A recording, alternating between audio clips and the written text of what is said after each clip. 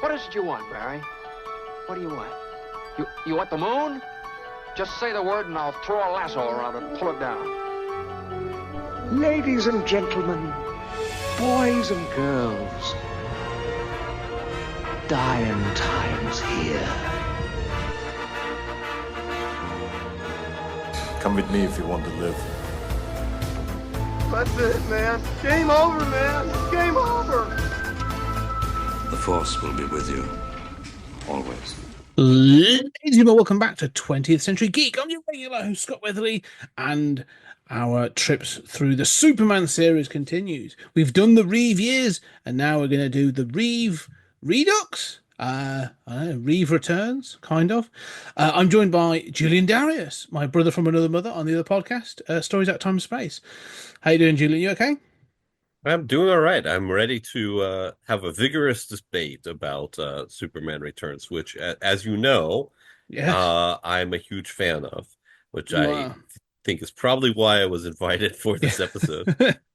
This is going to be an interesting discussion. I've done the highs of... I'll be into before we get into it, because, you know, we will, but I've done the highs of what I consider to be Superman the movie, and I debate around Superman 2. I think, you know, it's good, but I don't see it as better than the original. And then the treading water of 3 and the oddity of 4. Mm-hmm. Before we get to this, but you before we get into Superman Returns, then what is your view of Superman up until this point on the silver screen? You know, you had the Reeve years, because this is obviously a Reeve homage, really. What's your take on those sort of early films? I think they're classics. You know, I think that they are rough in places. I think even Superman 1 is rough. I grew up with it and grew up with these movies and sort of didn't see them super critically as a kid. Watching Superman 78 again in recent years, including with younger audiences, the flaws in this fundamental story are really apparent. I mean, it is really a silly movie in multiple just basic plot ways, but it is exceptionally well structured. It's exceptionally well acted. And I think that in this era that we live in which still today superheroes are the main box office genre, throughout the from 78 to 2000, at least to 99, there really is no game in town except for Superman and the Batman.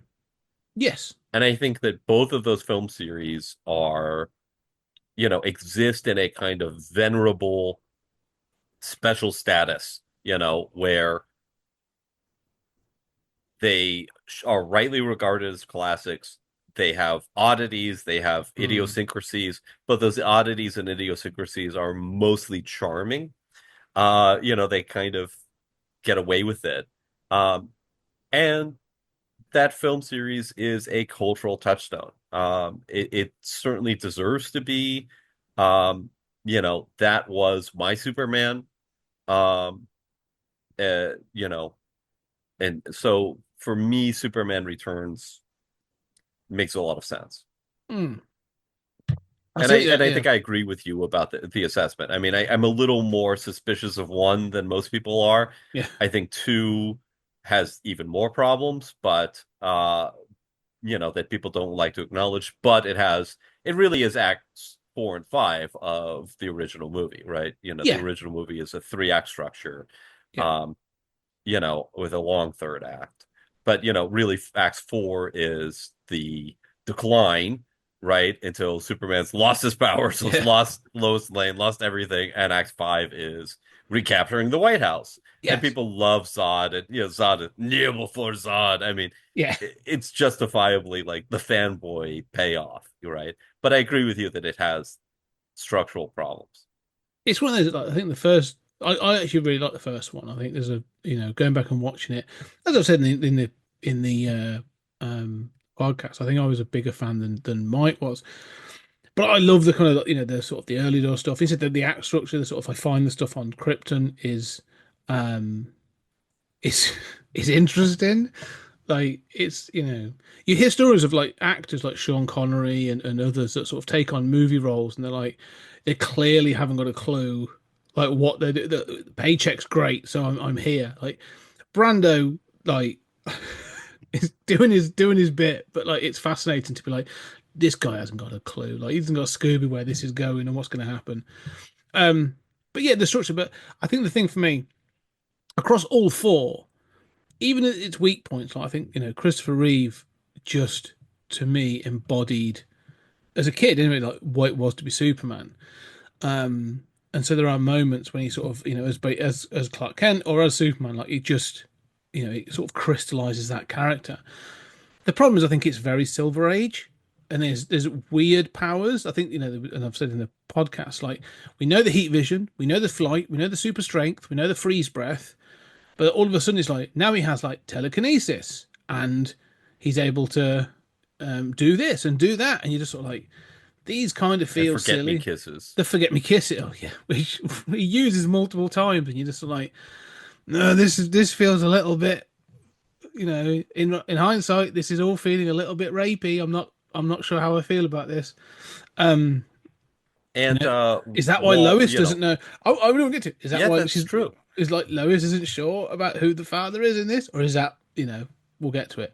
And obviously, yeah, rewinding time, which has an absolute boat full of problems, logically and narratively. But Well, and then repair vision in yes, four. bloody, I kind of love Well, watching that when he sort of fixes the Great Wall of China. It's like do do do do do do. Like yeah, it's well, ridiculous. it's But a budget saving yeah, thing. But I mean, so you say it's Silver Age. I would argue it's definitive. It has those Silver Age traces, mm-hmm. but that it has to be understood as fundamentally a revisionist narrative. Yeah, That the entire Reeve series is anti-Silver Age. mm. It's like looking back on Batman 89 and saying it's really very silly and eccentric. Oh no, it's dark and deadly serious Yeah, compared to what had come before, right? I yeah. mean, it is Batman murdering people, and dressed in a black suit, and like it's super, super dark. Mm. It's just in retrospect, people look back and say, It's kind of "Oh well, campy and yeah," yeah. but I mean, it's not at all. That No. was not what it was doing.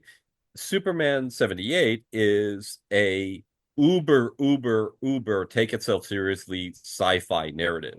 It Yes. is apologetic about Silver Age superhero silliness. It does have traces of that, right? I Mm. mean, no doubt.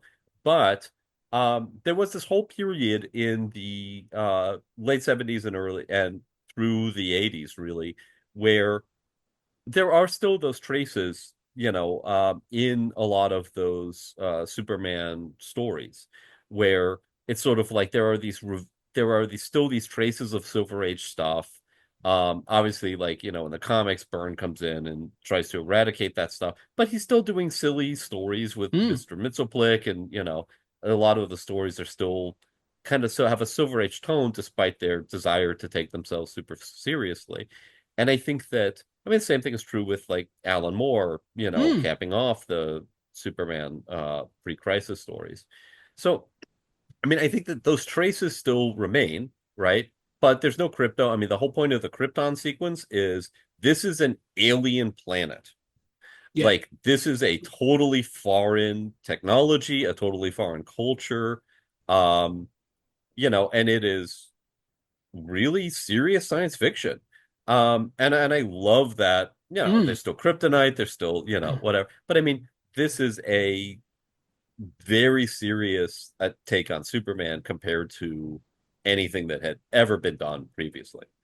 Yeah, and you'd have the So black and white you're right, series and but stuff. yeah. But no, I agree, and you are right because it is that thing of having looking at like you say with 40 years of hindsight and you're able to do that, I suppose. But I still love it, and I think and Reeve is my Superman. I think he really personified it for me, and I think um Gene Hackman is an interesting choice, and I think he Hackman's one of those actors I kind of like enjoy when he does things, and he's clearly having fun in all these films. I mean, he's the highlight of four because he's clearly like, I can do whatever I want, and I'm being, paid quite well for this. So let's just have at it.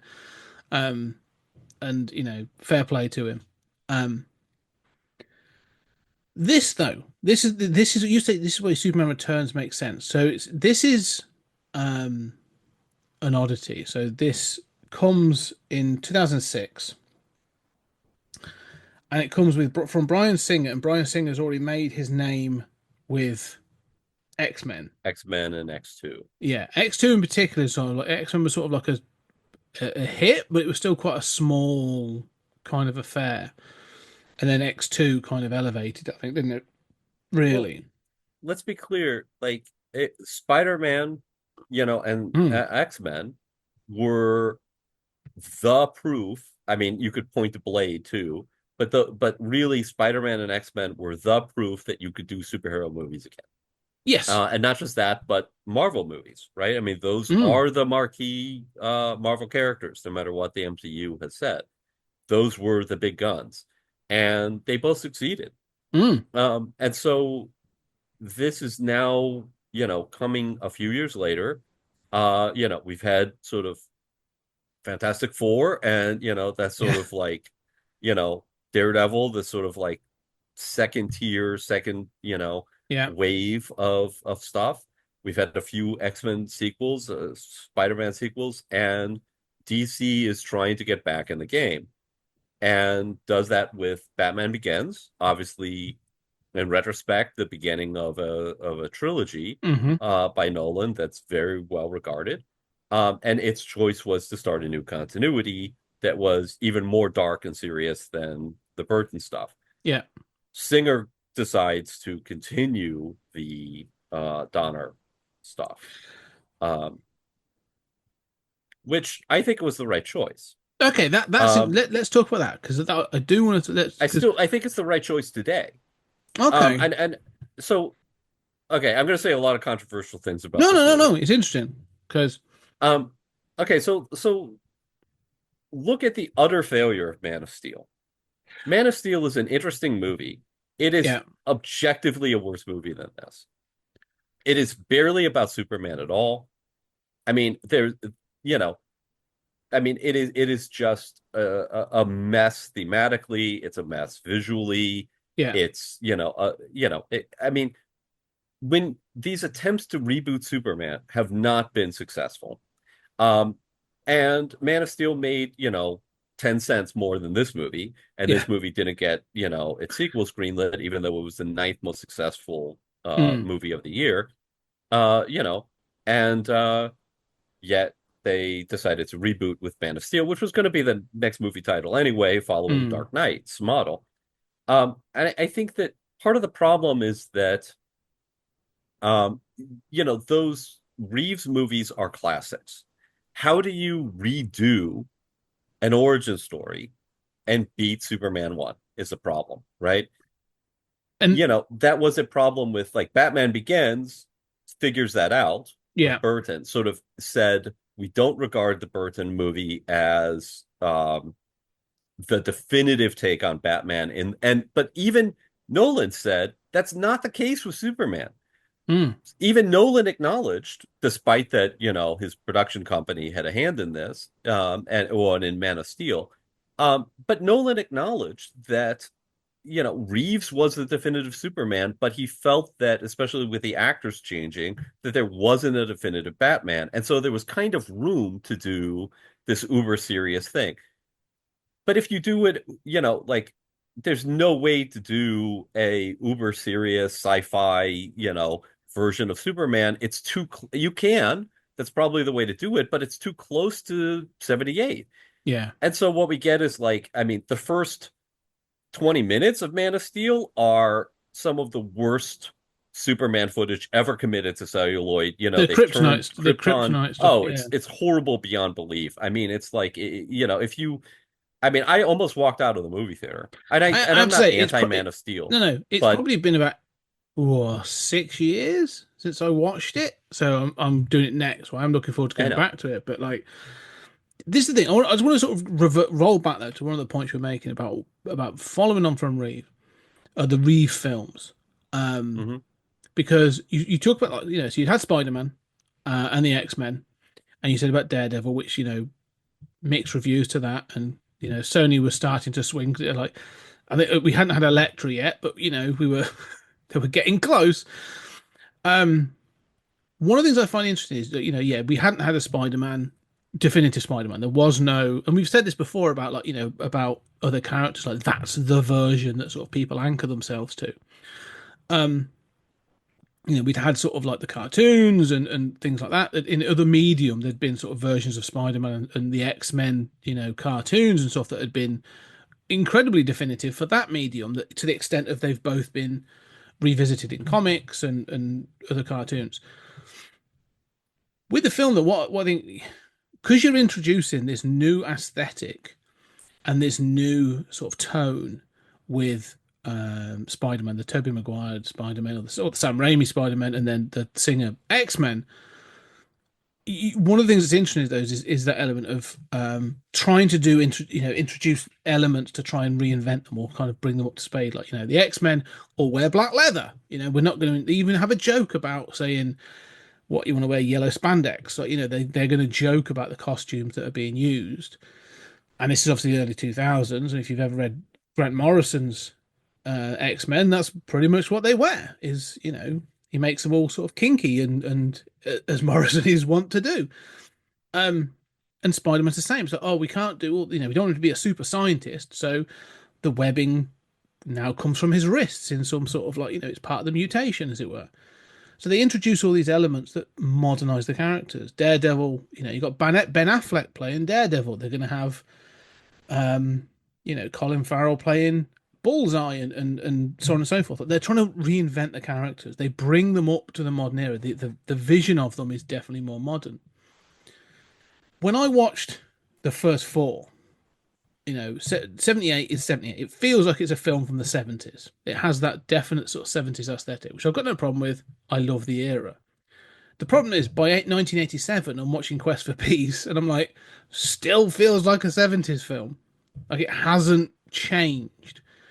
And so this thing of like, it's classic, but it's only classic to a certain generation and to a certain thing. By like 2006, this thing of re-establishing Batman as well, sort of like you've had like the Burton films, you had the Schumacher films. I mean, the Schumacher, by Batman and Robin, you've kind of gone as far as you can without becoming Batman 66, really.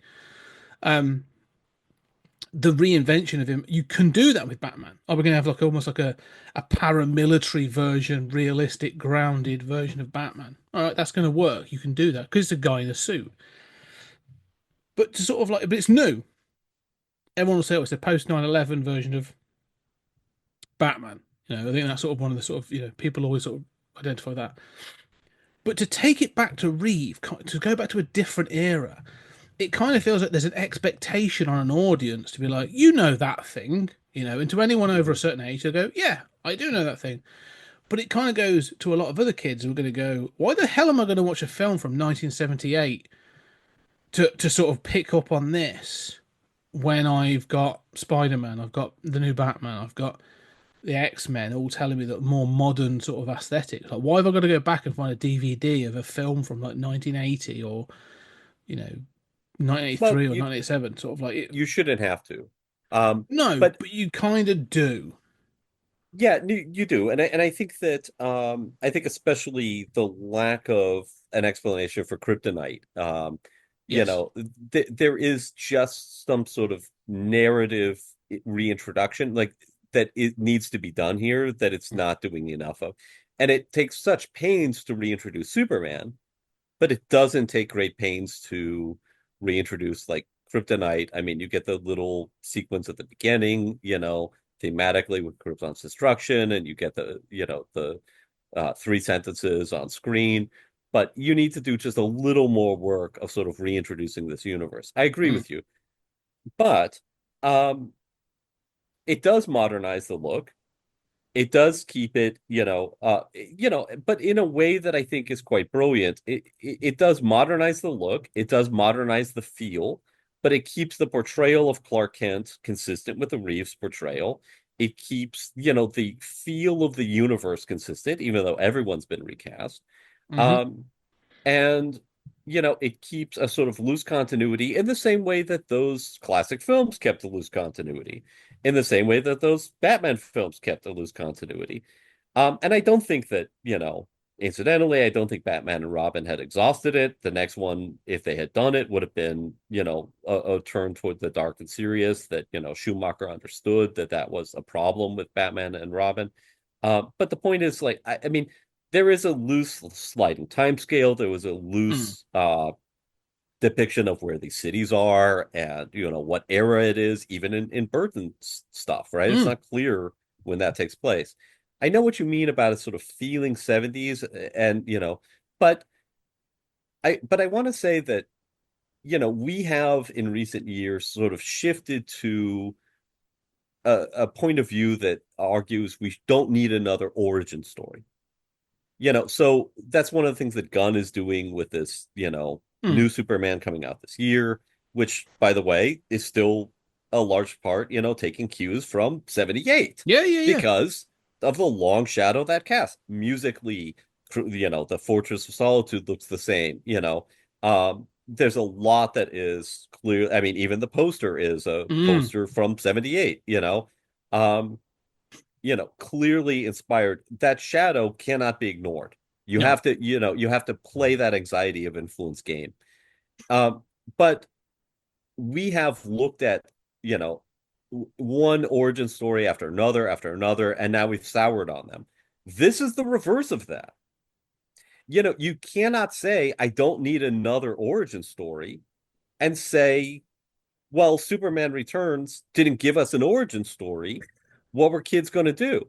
No, Well, no, you have a million origin stories for Superman, and yeah, I know it's 20 years old, but it's not. No, no, no, 25 no. years Yeah, old, but no, no. It's not the lack of an origin story that I'm fine with. I was even fine with it in 2006. I actually think I was on the side of that. Mhm. No, no. My problem kind of comes from this idea of returns, and there's just sort of like there's just this thing of like Superman buggered off for 5 years and then came back, and everyone's like, "You've been gone." He's like, "Oh, I had to go and see if Krypton was still about." And you go, "All right, cool." And I like some of the elements of that, but it's the fact that, like, again, it's sort this is the same problem sort of with that Nolan had with the Dark Knight trilogy, where he's just like physically, like, Batman can't do what he does without having real problems, which is what he tries to address in the Dark Knight Rises. And so there's that timescale where they're like, oh no, after the Dark Knight, like, Batman kind of disappeared for, he was around for a bit, and then he kind of disappeared, and he's been gone for all these years.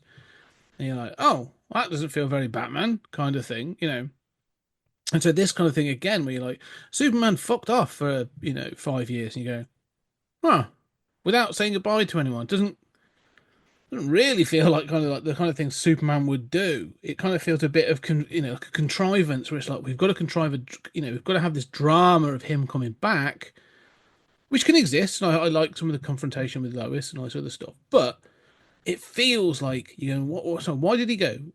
So who's this? What's going on? Like, you need to have knowledge from those first, at least the first two, yeah. in order for this to work. And so I don't mind they're not having an origin story, because you could go, this is a Superman adventure, and you go, all right, cool, I'm fine with that. But having the returns bit, having him go away and come back, feels like, I don't know, false drama for the sake of drama.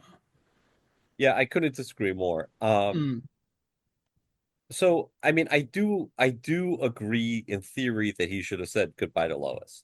mm, And, we could get that in flashback or whatever. However, keep in mind, Superman's always been a little bit of a dick, right? yeah. Like, you mentioned the sort of like rapey stuff in Superman too. Mm-hmm. Um, you know, there's always been this kind of, I mean, like he's hiding as a human, living next to them. He's lying to them on a daily basis. But he's also this uber Boy Scout good guy, right? Who's very inspiring. That's always been an aspect of his character, even in the comics. And it certainly was an aspect of his character in the Reeves films. So I don't like that he didn't say goodbye. But if something was going to pull Superman away, it was going to be Krypton, right? It was going to Yeah. be, do I really belong here, with these humans, or could Krypton still be out there? Could I still have some connection to, the old country that Mm, I came from as an immigrant? Um, Now, I agree with you about Dark Knight Rises, but I think that, that gap there defeats the entire point of the end of The Dark Knight, and I think agreed. it's a Yeah. catastrophic error on Nolan's part. The timeline is basically Batman was active for a year and Yeah. then disappeared for five, right? And Like then everyone it doesn't. celebrates him, and you go, that doesn't really make any sense. Oh yeah. No, it doesn't make any sense. But I think within this sort of loose continuity of the Reeves films, where Superman, you know, does do sort of like a little bit kind of not, he doesn't kill anybody, but he does do, yeah, except possibly Zod and, Ursa and Mm, whatnot. But he does do a little bit dickish things here and there, right? I mean, you can question. I don't have a huge problem with him disappearing, and I think that the whole setup, as you say, like lets them ask questions and really interrogate the Superman character in a way that no other Superman movie and very few Superman stories, period, have ever done. mm, Um, and I think it has to acknowledge the fact that yes, we're continuing those films, but time has passed. And does the world really want Superman anymore?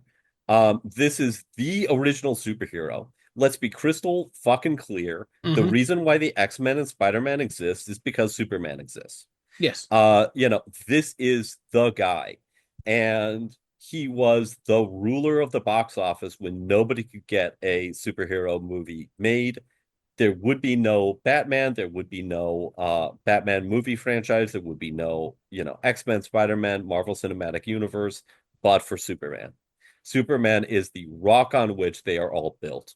Mm. And he's been gone for a while. We are bringing this character back to the big screen in an era where we've shown we can do Superman movies with superhero movies. Um, we have to acknowledge some time has passed and cope with, and ask this question about how does the world respond to that, and how does Superman respond to this different moment and to time passing. And I think that is imperfect but marvelously done overall in the film. So for me, I don't have a problem with a 5-year gap. I think it is used to great effect. I think it's a smart idea. I mean, it is literally Superman Returns. I mean, when Hmm. Batman Returns, it just means it's a sequel, right? Yeah. When Superman Returns, there's an idea behind it. Um, so I really like that. And of course, I should add in my headcanon, during those 5 years is when the four Burton movies took place. Yes. But they even reference Gotham, and Mm. there are a few references here and there. But Which I like. I like it. I see. I know what you're saying. I see what you're saying, and I can accept certain things. I don't know. It just feels like, to me, it feels like an odd choice. This thing of and I think part of it is, and watching it this time in conjunction with watching those original Reeve films, is the reverence with which it is treating those classics. And I think it both hampers and elevates certain aspects of this. And so one of the things I sort of that's to well heart, said. yeah, I think one of the things, you know, let's just quickly go through the cast. I think the two main players really in this are Brandon Routh playing Clark Kent Superman, and Kate Bosworth playing Lois Lane, right? And I'm going to do this in reverse order because it kind of needs. I think I feel more thing with this film came out in 2006. Kate Bosworth was born in 1983, so she's 23 when this film makes, and she looks 23. Yes, that's true. And so the problem, like, so She's this, a little young. Yeah. yeah. So I'm going like, so there's a 5-year gap. So I'm like, all right, cool. So you're 18 when you left, and you were a reporter before Was that. she So what? 17 in the Yeah, original movies? yeah. So I'm going like Margot Kidder was most definitely not in her 20s when in the early Yeah. 20s when that was happening. And if it's like, what did this Lois Lane became a reporter when she was what 12? Like it feels she should feel older and more like they should have cast an older woman. I'm not saying like an older woman, but like an older woman in their 30s, late 30s, for it to feel like she has the gravitas and the experience of Lois Lane. I agree with that. There are several occasions where I'm like, this feels like a young woman playing an older woman, and so it kind of she doesn't have the gravitas that you know. I like Margot Kidder as Lois Lane because I think she's great in certain bits of it. There's a kind of like a ditzy nurse, but a sort of like a tenacious nurse, and she's got like there's all these little bits, and I think unfortunately I think some of that is part of her, but it led to unfortunates. But I think she's good. I like the Margot Kidder Lois Lane, but Kate And that's Bosworth, part of the Lois Lane character, right? Is yeah, that she's a tenacious reporter. She's super smart. She's super talented, but she's also can be a little absent-minded, a little, she's not always obsessive, a in the room. little. Yeah, she's out the room before she's left. Her head's out the room before her body's left the room, kind of thing. Like she's never entirely. Yeah, she's always thinking about something else. And I've liked that about. I think that's the Margot Kidder kind of Lois Lane. And there's Character. other versions I kind of like. This one just sort of feels lost a little bit. Whereas the scenes where I'm going like, you don't have the gravitas to go up against Kevin Spacey or even Brandon Routh, and it's sort of and then I'm like, you got what, a 6-year-old? I don't know how old the kid's supposed to be in this 5 years. Like, He's five. Yeah, he's five, yeah, basically. and stuff like that. So I'm like, okay, so that the age thing kind of bothers me because it's obvious how old she is at points. So that's besides the I point. I still think it's a good performance, and I still think she looks the part. I just agree she's too young, and Mm, she doesn't have as much of the gravitas. And I think is that especially came across in this viewing to yeah, me more than past viewings. yeah. No, So I no, agree with that criticism. that's exactly how I feel. In the past, I've sort of like floated over it, but this was the time I was like, this feels weird when I see it. She looks the same age as Jimmy Olsen, and I'm kind of like, that feels wrong. Um, And part of the joy of the Margaret Kidder performance is that she's not a 20 something. yeah, exactly. She's sort Yeah. of like young 30s. She's very much a woman of the 70s. Hmm. She's empowered. She's not going to take shit from people, but she's also plays into certain gender stereotypes of the 70s. Yeah. Um, yeah, and I like that choice in the original film. So I agree with you about this. So yeah, it's not that she's awful, but like you say, her performance is fine, but it just sort of it's that hampering of going like, someone said you need a young up and coming star, and you've chosen this person when she should have been 10 years older, is at least, if not 15 years older, but 10 years older at least. Hmm. Um, Brandon Routh as Superman. Now this sort of both, well, this film basically killed his career. It kind of James Bonded him, if you will. In that he did this and then he was unable to shake, because this was the film that kind of made him. He was unable to shake this kind of thing, and it's very lucky that he then got, basically because of this sort of, he ended up getting into the CW DC universe. He became the Atom, um, whose name I forget, and in that Ray Palmer. Ray Palmer, thank you very much. Yeah, he played Ray Palmer, and he also played I'm a Dylan DC Dog. guy. Yeah, he Yeah. also played Dylan Dog which is an Italian kind Yeah. of Constantine author. Which is actually, the film's terrible, but Hmm. the comics are good. I Um, agree.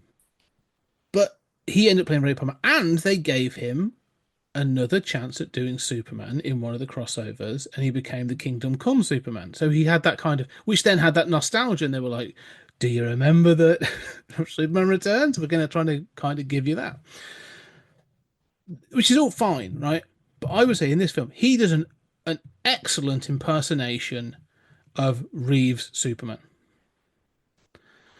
Right? I'm going to say something Well, controversial. let me finish this point there, but then you can say so. So I think he does in points. There are points when he does an excellent impersonation of Reeves' Superman. However, there are also scenes when his personality or certain things come through, and I'm like, I'm kind of gutted I didn't get an all-out Brandon Routh Superman, if that makes sense. We might have if he'd been allowed to evolve in the role a little. Yes. Um, So my controversial opinion is that Brandon Routh is my Superman. Okay. And I realized this years ago. He is the definitive Superman as far as I'm concerned. Um, the only person who can possibly challenge him is obviously Christopher Reeve. Mm. But you know, I know, if anything, I think Brandon Routh looks a little young for the part. Agree. He is too young. Yeah. But, and I think this is part of just Hollywood casting young and, Mm-hmm. singers, representing their Predilections. wants and views. Yes, that was the word I was going for, but I thought Yeah. better of it. But, there you have it. Brandon Routh is, especially in this film, is exactly who Superman should be. I Mm. think that in the original films, Christopher Reeve is a little too old. And I think that he, for the timeline, and I think that he, as brilliant a performance as it is, as definitive as it is, he doesn't have, he doesn't always sort of embody the character the way I want. Mm. He seems sort of like I think he does a marvelous Clark Kent. I think his Clark Kent is like the definitive sort of like bumbling Clark Kent. And I think Brandon Routh can't quite do that. Yeah. He sort of gets close sometimes, and I love when he gets close, but no one can beat Reeves as Clark Kent. Um, but I think as Superman, he doesn't have quite the majesty, quite the confidence, quite the poise that I quite want. Mm. Again, this is a minor criticism. It's off by maybe 10 degrees. I think Brandon Routh looks the part. And I think, the other thing that I think is really important is that, I mean, Brandon Routh is beautiful. Mm. Yeah. Good looking He is guy. just a Yeah. beautiful looking guy. And both he and Reeves have that physique that's sort of toned, but it's not, Hench. He's not Arnold ripped. Schwarzenegger. Yeah. Yeah. Yeah. And, this is 100% essential to Superman, as far as I'm concerned. The point of Superman is not that he's using his muscles to lift, Mm-hmm. buildings, right? I mean, you can't do that with muscles, No. right? Yeah. This is, science fiction or magic or however you see it, but um, he cannot look like a bodybuilder. The other thing that's essential to that look is that both Reeves and Ralph, but I think even more Ralph, look graceful. Yes. So, it is that Miracle Man sort of, I think of Miracle Man kind of gliding through the clouds, that beauty of the superhero, that effortless freedom of being weightless and being able to sort of like pirouette through the clouds. Ralph can do that. And Ralph looks the part as he does that, like a toned sort of ballet dancer. He has that effortless confidence that I want Superman to have without being, like I'm a Hulk. But Yeah. that is not what Superman is. Superman is that effortless sort of, he can be toned, but that effortless sort of graceful appearance. And for me, maybe it's special effects, but for me, Ralph embodies that more than Reeves does. No, I'm really glad you said about this about the flying actually, because I wanted to get onto this because, and I'll talk more about Man of Steel when I get to Man of Steel. But there's a difference. There's an absolute difference, and I feel it's sort of like exactly what I'm saying. Like, I'm with you. I've never been attracted to that idea of like Superman is hench. Like Superman is like certain artists draw him and he's like just freaking he's Arnie, and it's sort of like I am your Superman, and you're like doesn't quite work. Because then you get like, well, he look ridiculous in a suit. Like that's the point. Like he shouldn't, And I've always liked. I think that there was the Tim Sale or the Frank Quietly version that's still big, but like Mhm. they'll go like, oh, he's a farm lad. He's going to be big because he's from a farm. Like he's done. He's always worked on stuff and that. But he's bulky rather than ripped. Do you know what I mean? So like, I think Tim Sale often described like, he looks like a thumb. Like his head's just like he has no his neck and his head are just big. And you're like, okay, that kind of makes sense. I'll get that.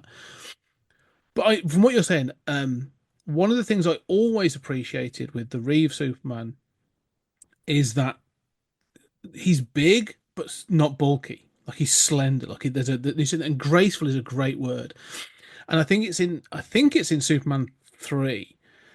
When I was talking about it with Dave, we talked about it, and there's a scene just after he's sort of done the flicking the peanuts in the bar, and he runs and he kind of takes off, and there's no jump, there's no sort of like I'm pushing off. He just sort of like 2 steps and I'm gone.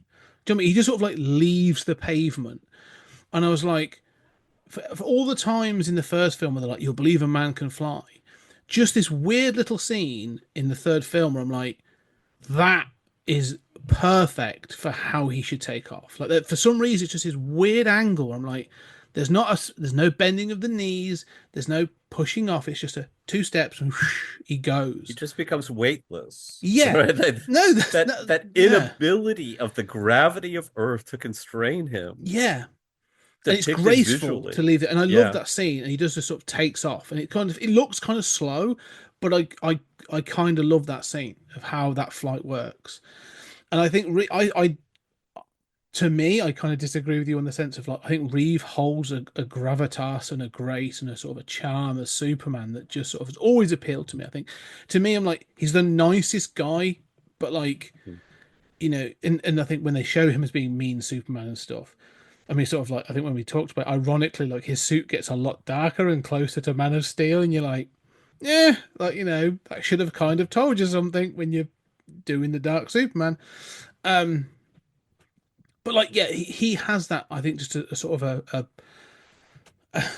it's not just a niceness. There's just sort of that sort of like you know ease at will with being like, I could, you know, if you really wanted to, like, I could rip this world in half. But I'm not going to. I don't have to. I'm kind of at ease with everything, and I've always felt that with sort of Superman. I agree with what you're saying about the dickishness of the concept of the character. However, I do think with the special effects in this film, the flight in this film is perfect. It's the one thing I will say in this film that I think is 100% spot on. I can't fault it. He takes off with ease. The as you say, the sort of pirouetting in the air after doing things. Even at the end when he uses his heat vision to cut through the clouds and into the sort of thing, and then just he's flying fast, but it's kind of like everything they do in it and the way they use the special. If you know, I can believe a man can fly. Absolutely, with this film, I think Man of Steel tries to give it an effort, like it's a kind of like a force of will. You know, they're like the off he goes, and there's kind of like a, you know, it feels aggressive, but this kind of feels like that effortless movement, and that's why I do think Reeves does it fantastically. And there's 2 scenes in particular, and one of them is when he's talking to Kitty, played by Parker Posey, the Miss Tessmacher stand-in. And he's trying to leave. He drops her at the hospital, and he's sort of trying to leave, and she keeps grabbing him. And he just says, you know, "Good night, miss." And he's just sort of like floating up, and he knows he could easily just sort of like pull away from her and be gone, but he doesn't, and he sort of just floats backwards. And you're just like, it's so well done that yeah. So I can't fault the flying in this. I think the flying in this is better than I've seen any Superman film since or before, and I think they understand it. In the VFX. So I agree with you on that, and I think it sort of makes him Superman in that sense. So that thing I would say. The other thing with Ralph though is I think with Reeve, you say about his Clark Kent. One of the things that Reeve has that I think Ralph is missing. Reeve, it doesn't get talked about enough, had very good comedy timing.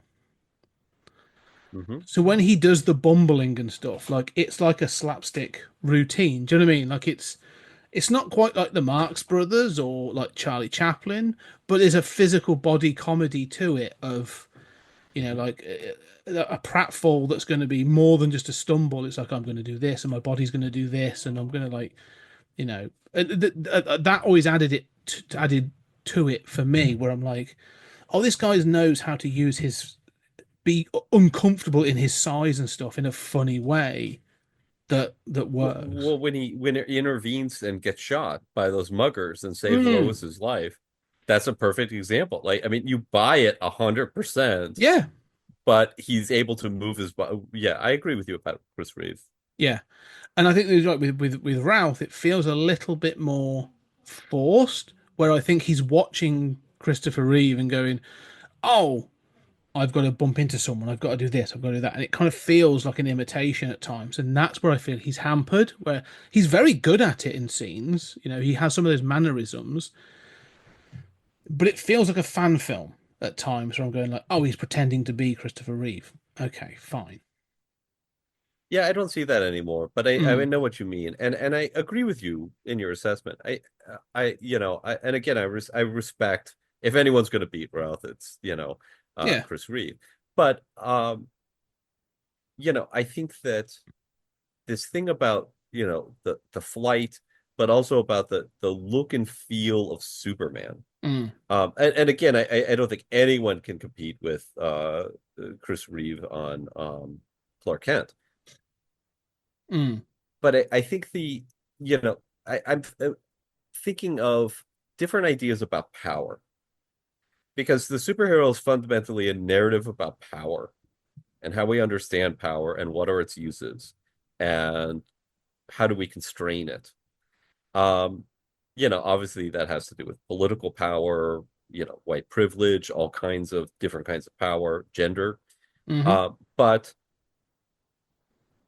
in the case of Superman, I mean, like, there are people who, when they think of power, they think of Trump, right? Not to mm, get political, but they think of like bluster, right? Like, I'm the best, or Arnie bragging, because I am the best, you yeah, cannot beat me, and I mean, it's Arnie can get away with it, but there are people who think that power is boastful and displays its might, and those are the people who go in for big swastika draperies, right? mm. And big military parades. Um, and then there is the Chris Reeves and even more Brandon Routh depiction of power. That Superman, again, the muscles aren't doing it, right? Superman has power beyond our ability to understand. There is no villain that Superman can't beat by flying into space and zapping them from space with heat vision. Yeah. Superman can kill anyone on the planet. I mean, he can snap his fingers and demolish the city if he wants. But it's this restraint that defines him. It's Mm. not looking at somebody who's muscular and as you say, jumps into the air and leaves a crater every single time.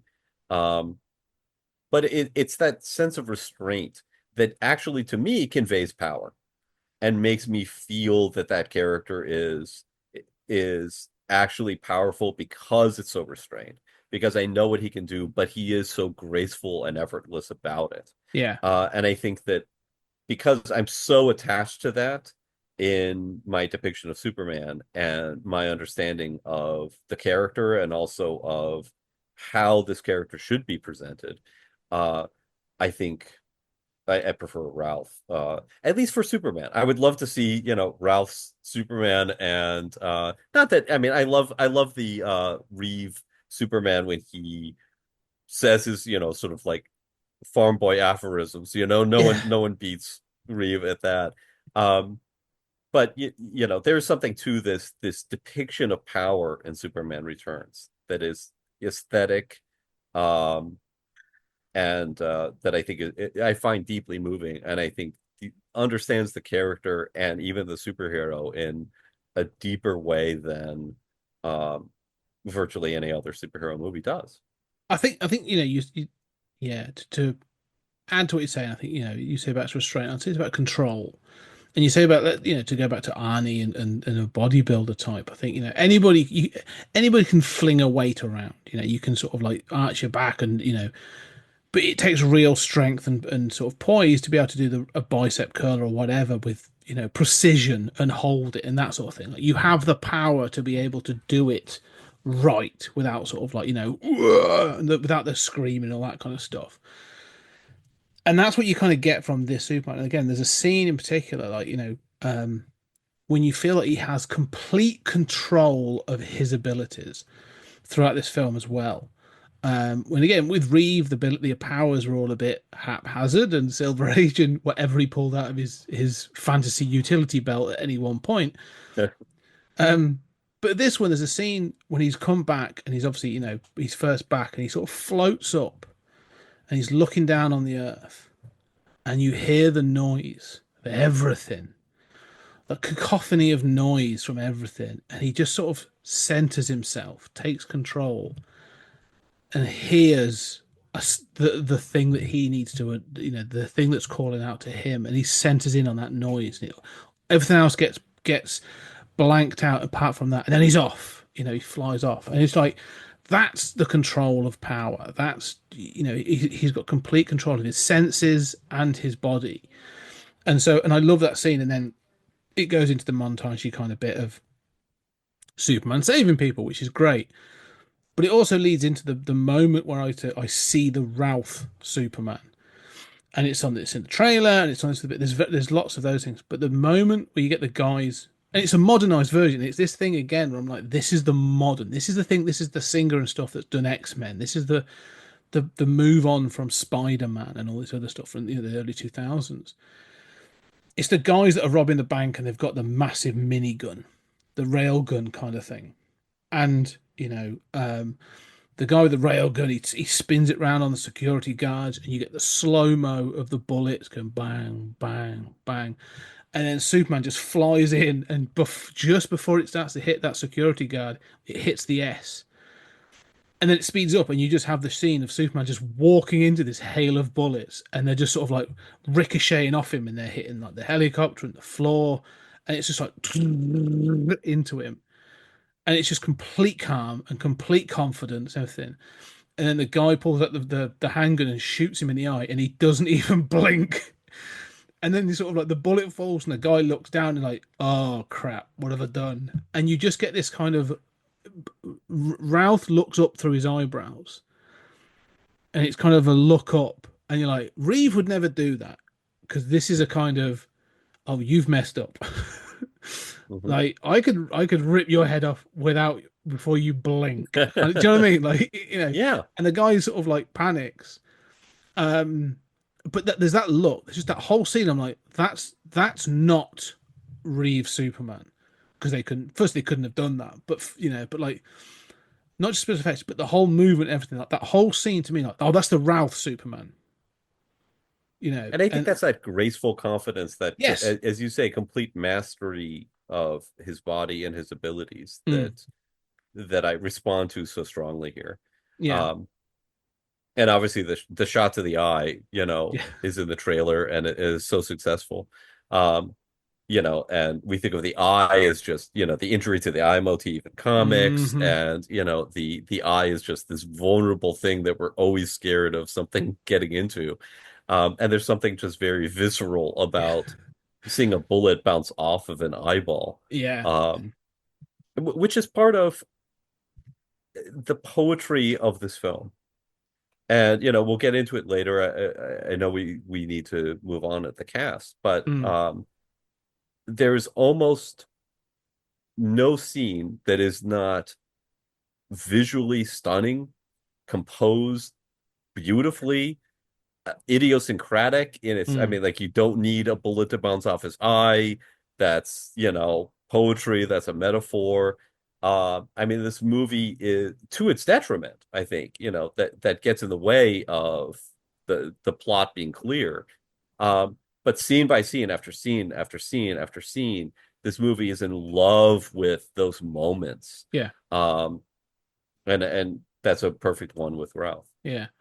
I agree with what you're saying. This film is lusciously shot. I think this film is shot within an inch of its life, and I think it. There are scenes that are just posters. There's a scene later on where Superman is descending into the Fortress of Solitude, just on because there's a beat, like a light coming through, and just his silhouette coming down. Brilliantly shot. Like, it looks amazing, and there's lots of shots like that. And I said, like, the bit of where at the end where the cloud is separating, and the bit of light comes through because he's been up healing himself in the sun, and then him just peeling through with his heat vision and stuff.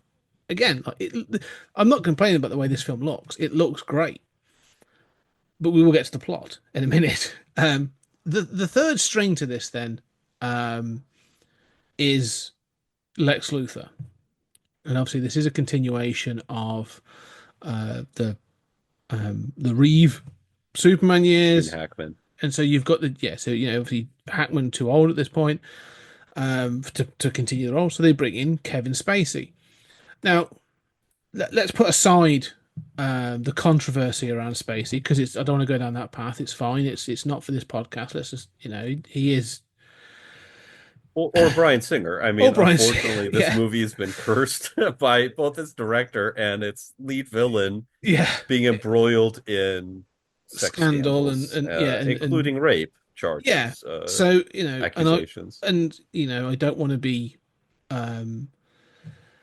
I don't know. I want to leave that aside to be talking about this. It's acknowledged and understood and everything, but I think we need to talk about their performance in this film. And I think Spacey is a wise choice to follow Hackman. He has a similar energy of being a good actor with certain gravitas that can do comedic, a comedic turn. And I can see Hackman's Lex Luthor in him in parts of this film, but he also gives it his own thing. The problem is for me is with this Lex Luthor, not so much with this Lex Luthor. It's kind of like because he is the plot, and that becomes a kind of a problem because the plot is stupid. The plot is ridiculously stupid, and that becomes a real problem for me. Yeah.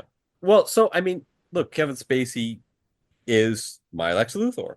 I prefer him to Gene Hackman. I like Gene Hackman, but Gene Hackman always just seemed to be, if anything, felt sort of like oddly Silver Age to me about it's Gene Hackman feels kind of like a throwback to the old school Lex Luthor that robs banks, and builds a giant robot, and the best thing he can do with it is rob a bank, Kevin Spacey embodies that character. He kind of makes it his own, as you say, but I think, look, I respect anybody who says they can't watch Kevin Spacey after the allegations and whatnot, but Kevin Spacey is a phenomenal actor, a brilliant actor, and he's fun to watch, and he, for some reason, can play a creepy villain really, really well. He's tapping into something. Let's just say. Yeah, I'm not sure what. But he, I think he's a great Lex Luthor. I mean, so you're right about the plot. About his scheme sort of not making an awful lot of sense. It makes as much sense as causing an earthquake with a nuclear missile. Oh, I think that's stupid as well. Don't get me wrong. Yeah, that's all I'm saying. I mean, and look, the original Superman movies overused Lex Luthor the same way, the original X-Men trilogy overuses Magneto, this should not be the case. So, I agree with you. And, but at least it has this sort of throwback. It's consistent with him saying, the stuff about land. Yeah. And, Kevin Spacey's fun to watch. It's clearly that Lex Luthor. It's another kind of harebrained, Lex Luthor-esque scheme. And you're right. It doesn't make a lot of sense, but damn, is it visually beautiful and poetic. Yeah, no, he's fun. I like his fun. And I think it's because, again, it's treading that line when you have him doing. He does make it his own, but he's still obviously treading the boards of Gene Hackman's Lex Luthor. And then you have Parker Posey being Kitty, who is acting in that kind of Miss Tessmacher mold of being the sort of she's his mole, but she has a heart of gold, and she's part of the, she's going to sort of prevent or save, do something honest or moral by the end of the film, and she's going to be the one that's like, oh my god, people are going to get killed, but she still carries around a cannibalistic dog. I like some bits of it, and I think Parker Posey just doesn't choose the right superhero films to be in. Like she has not made good choice. She was in Blade Trinity, which is the worst Blade film as well. So, you know, unfortunate. But um I don't know, like he's good and everything, but like I think they're leaning into the comedy on the Luthor side of things, aren't they? Yeah, Which is except I which mean, he does have a ruthlessness. yeah, yeah. I mean, I can be legitimately scared of being trapped on a ship with Kevin Mm, Spacey, yeah. period, right? But Yeah. Kevin Spacey's like Luthor. Um, Even more than I could Gene Hackman, right? I mean, Mm, like there's a sense of threat to this yes. Luthor, along with his comedic sort of sense of fun. Um, and so I mean, just focusing on the cast, I mean, uh, I love Brandon Routh. Hmm. I love Kevin Spacey. I mean, I can't imagine better casting for those two roles. I think Kate Bosworth is good, but a little too young, and I agree with your criticisms. Marsden is okay. Frank Langella is amazing. Yeah. I think, I mean, just amazing. And he's got like two lines, and he embodies that character Hmm. of Perry White so well. Um, I think that obviously Eve Marie Saint doesn't have much to do, but she does the Martha Kent great. I think Parker Posey is great in that role. Marsden is okay. Even Jason White, the kid, is great. Sam Huntington is Jimmy Olsen, He's looks good. like Jimmy Olsen. Yeah, he's You know, good. I can't imagine a better cast. Maybe we would update Lois Lane and make Mm. her a little more in line with 78. But I mean, the cast of this is sort of like your dream cast if Yeah. you're going to do a Superman movie. So why is it so? Because it is. You're right. The cast are good. Like, I wouldn't criticize any of the real performances in this. I think they are doing good to great stuff, and that's fine. Marsden is kind of like the most milk toast kind of white bread actor in the world. I mean, you know, he was picked as Cyclops for a reason because he's very square jawed and dull. Like and he's same here. He's very sort of like, you know, he's found a career in acting opposite CGI characters now. Um, and so fair play But to him. But like, really, his only job here is to be convince you that he's sort of a kind of boring, but fundamentally a good man, yeah. which is that character. But And but, he but I think that pulls that off great. I yeah, mean, that's who Lois, settled with when Superman went off. And that kind of makes sense. And yeah, I am moved by his character though. I'm moved by all of these characters. yeah. I don't know. This is where we might disagree.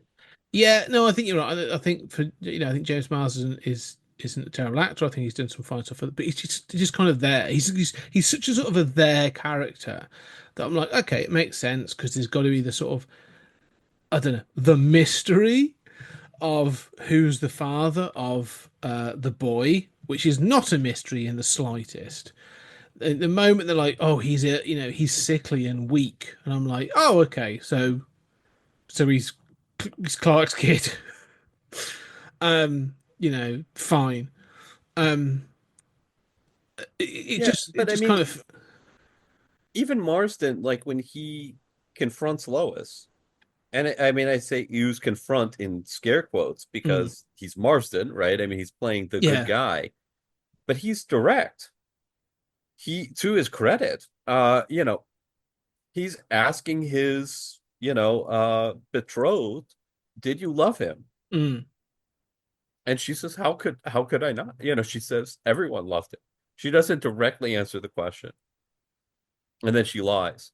yeah, But to his credit, he's a good guy, right? He's a little flat. He's the sort of like, boring good guy, who maybe she settled for. But he confronts her directly. He asks the questions that a lot of guys wouldn't ask, would prefer not to know. Um, and it's in those moments that character really lives for me. Um, where I see a man struggling with his wife's past and with the fact that an alien superhero who can do these things fundamentally deforms not just civilization, but deforms our psyches, Yeah. which you see in Lex Luthor, but we've never seen in this sort of like, well, how can I compete? Are all men emasculated? What do bodybuilders feel like in a Yeah. universe with Superman? Well, And this movie actually gets into some of that.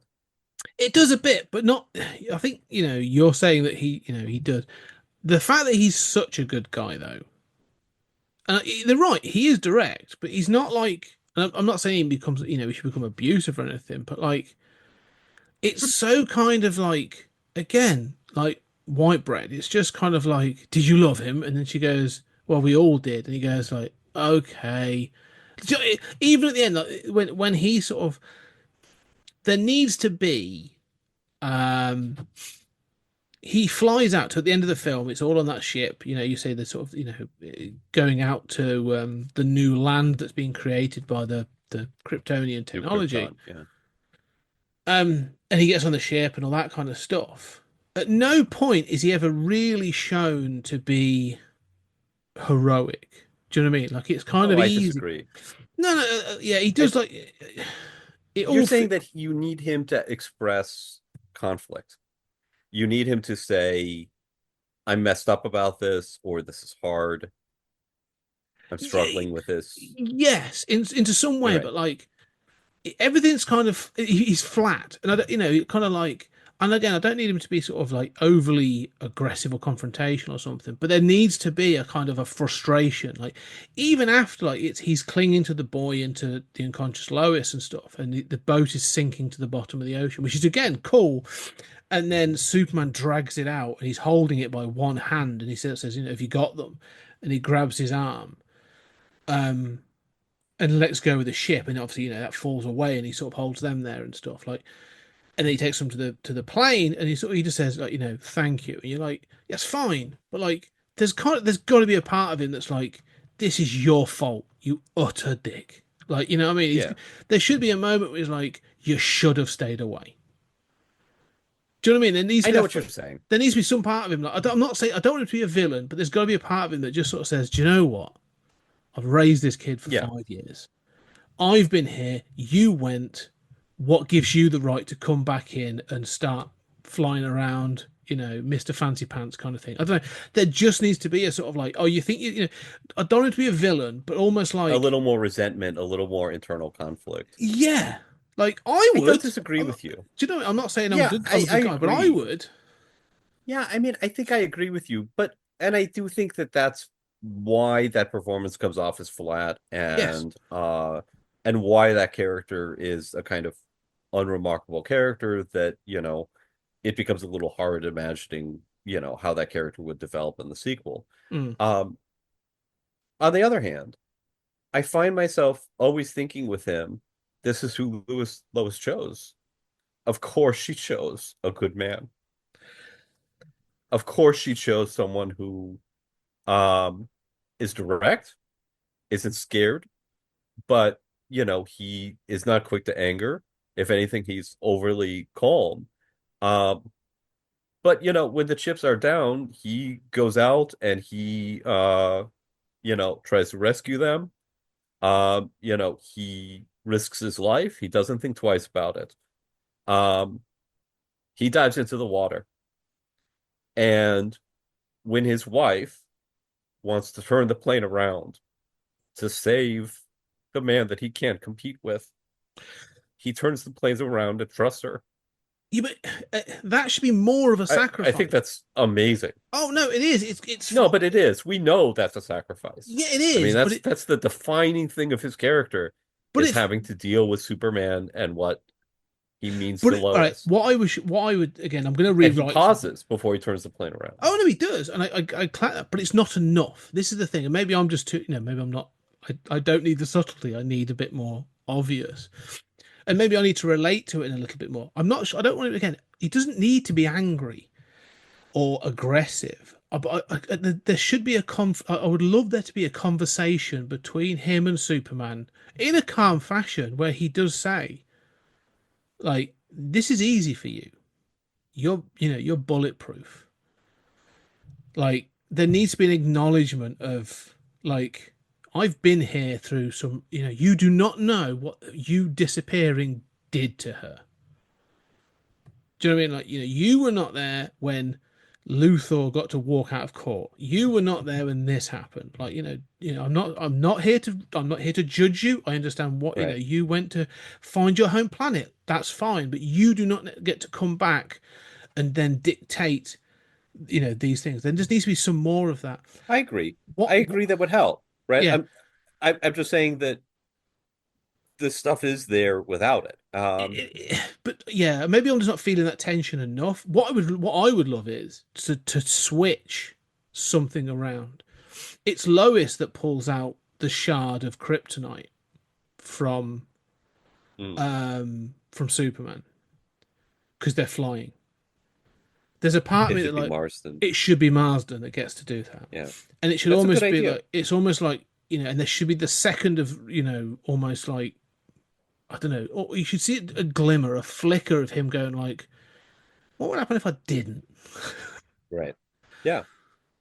And then doing it. Yeah. And do you know what I mean? I don't know. That's just it. Just feels like there should be something more to it than that. I think him that's I mean I don't object to that, and I do think that there should be a little meat on that character, right? Yeah.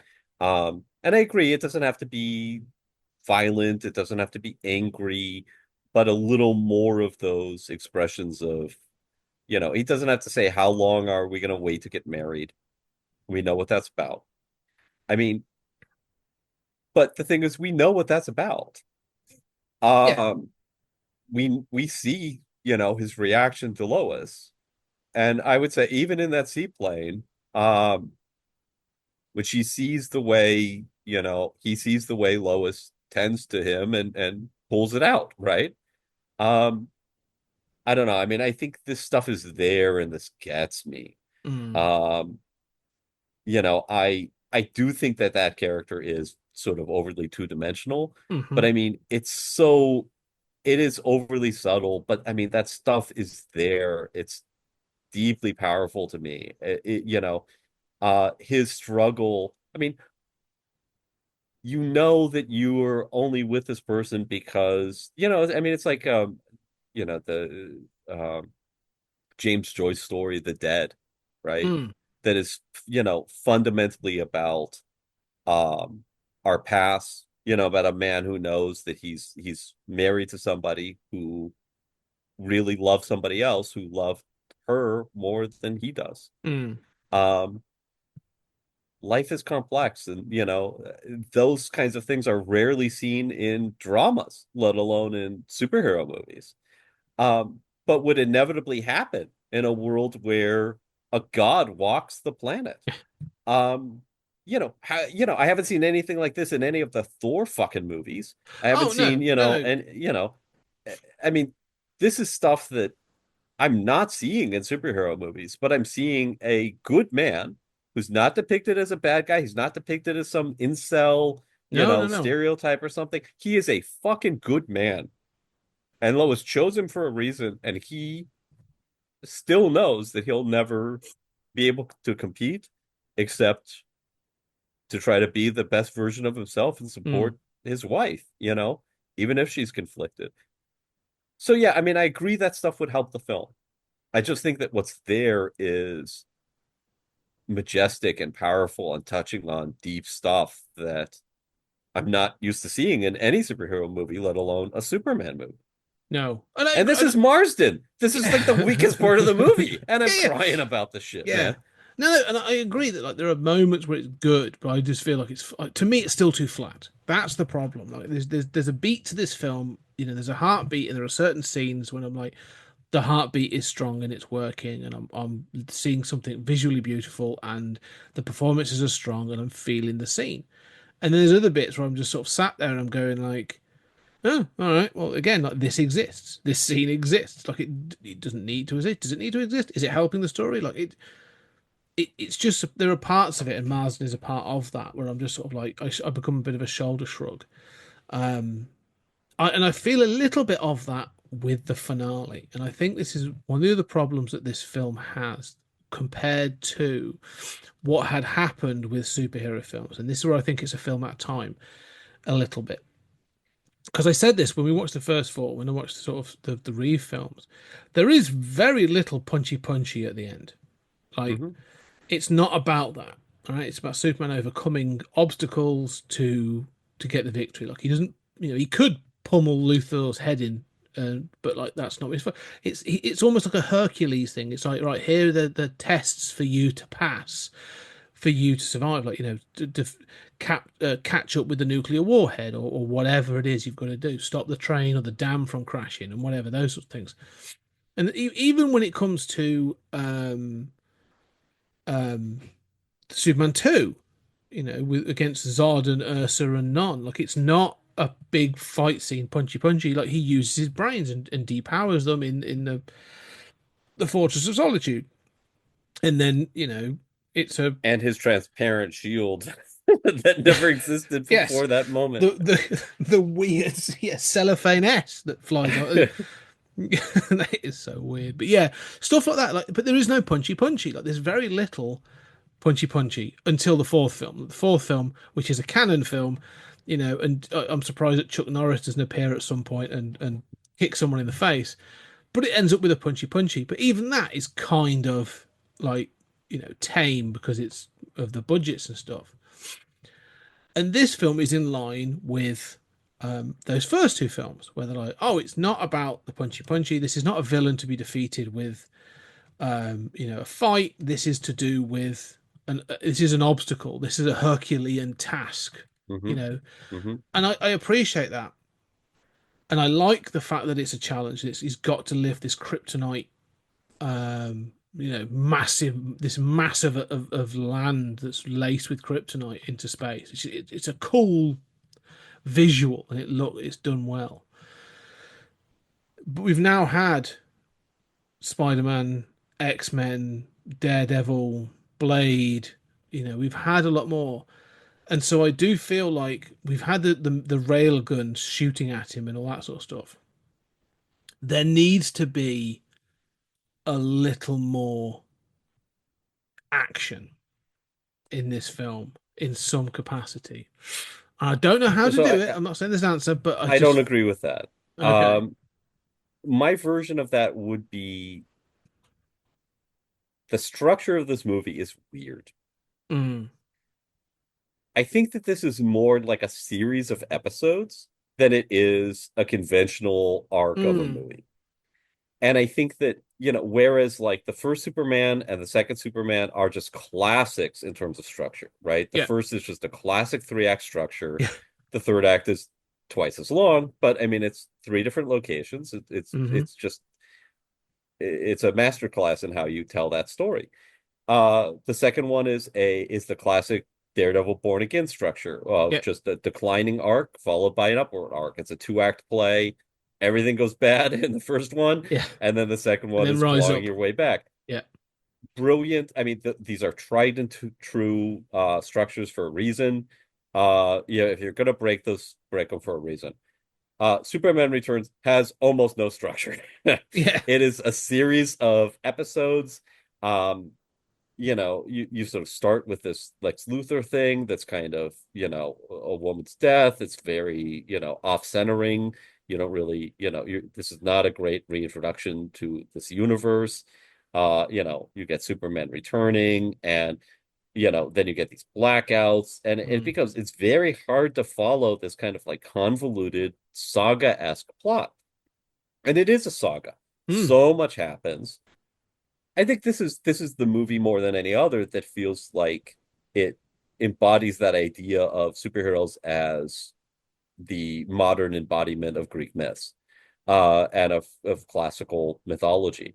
That there are these kind of like gods and demigods among us, but those stories are kind of episodic and sloppy. Even if there are elements from one episode into the next, in the Iliad and things like that, those are not clearly structured narratives the way we think of them today. And I think the end result of that is that it's hard to keep the plot and all of these different little scenes that you've had in your mind in a clear, coherent order. Yeah. It's like, when did Lex Luthor, did you sort of remember this blackout, but you're like, oh, there's that space plane thing. You reintroduce Superman with that, and then you kind of reintroduce him again as he goes out and, fights a bunch of criminals. Um, and it just feels, and they leave Krypton first, the new Krypton mass, first, the characters, first Lois and her family leaves, then they come back, then Superman leaves, then he comes back, and it does not feel like the most streamlined, easy to follow narrative. It is a saga, in that old sense. And I think that's to its detriment. The problem I have with the conclusion isn't that it needs more punchy in the climax. That's always been a problem with Superman, especially if Lex Luthor is the villain. Yeah. But I think the Herculean task of lifting New Krypton is, works for me. Yeah. I think the problem is the real sort of end of the movie is just, is he going to survive? Yeah. And then he survives, and you're going to have a little Dane in one. It's like, he pulled through, the end. Yeah. Like, it sort of needs a little something at the end there. For me, even if it's a verbal confrontation or something, there needs to feel like there's a little bit more of a bow on it than, he got better in the end. But for me, I've always been confused by this sort of lack of structure and kind of repetition of scenes and stuff. Even though every scene by itself is good, brilliant, I love scene after scene, stunningly visual. I'm such an aesthetic person. The performances are great. The idiosyncratic. There's so many weird elements of this. I mean, we don't make movies like this anymore. I'm reminded of those classic movies of Reeve. I'm reminded of Burton Batman, where just weird lines of dialogue that don't quite make sense. You kind of have to figure out what they mean. The stuff with the wigs. I mean, there's just like so much here that just is there to be there. I love the fact that just that with the fact that the whole thing with the wigs simply comes from the fact that Gene Hackman didn't want to wear a bald cap for too much of filming. That's why I love that that's been a retained thing. They're like, I know this version of Lex Luthor likes to wear wigs, all because Gene Hackman didn't want to wear a bald cap and would only do it for one scene, and was almost reluctant to shave off his mustache. So, we almost had a Lex Luthor with a mustache for 40 years.